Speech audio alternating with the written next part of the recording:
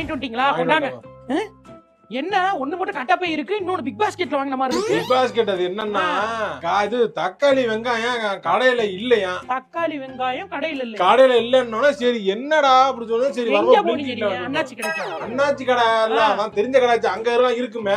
நான் அப்படியே அந்த பக்கம் அண்ணாச்சி கடை தாண்டி லெஃப்ட்ல போனோம்னா அங்க ஒரு கடை இருக்கு. அங்க போயிட்டு நான் அது என்ன கடை? காய்கறி கடையா மளிகை கடையா? மளிகை கடையில காய்கறி போட்டு காய்கறி வச்சிருக்காங்க. காய்கறி போட்டு தக்காளி வெங்காயம் எல்லாமே காய்கறி வச்சிருக்காங்களா?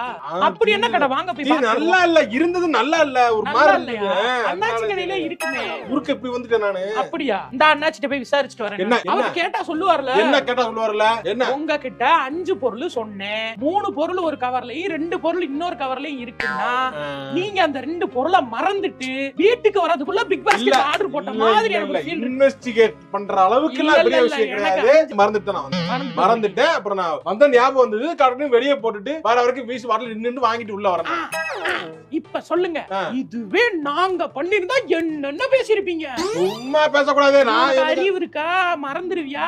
உனக்கு ஏபிசிடி தெரியுமான்னு கேட்டிருக்கீங்கல்ல நீங்க. சும்மா பேசக்கூடாது. இப்ப நீங்க மட்டும் பண்ணலாம். நான் வந்து மறந்திருக்கே மாட்டேன். நீ கால் பண்ண 2 தடவை இடம் நல்லா கூப்பிட்டியா இல்லையா? அதுல நான் உன்கிட்ட பேசினதுல டென்ஷன் முட்டடிச்சிட்டேன். அப்ப வந்து நீங்க மறந்தது தப்பு கிடையாது, நான் தான் தப்பு. நான் தப்பு. இப்ப கால் பண்ணதுக்கு நான் தான் காரணம். கால் பண்ணனால மறந்துட்டேன்னு சொல்றேன். சத்தியமா சொல்றேன். நான் சரி சாபோட ஒய்ஃப்ன்றனால பாக்குறேன், இல்லன்னா சாபமே விட்டு ஒரு பொழப்பாங்க உங்களுக்கு. என்ன நினைச்சிருக்கா?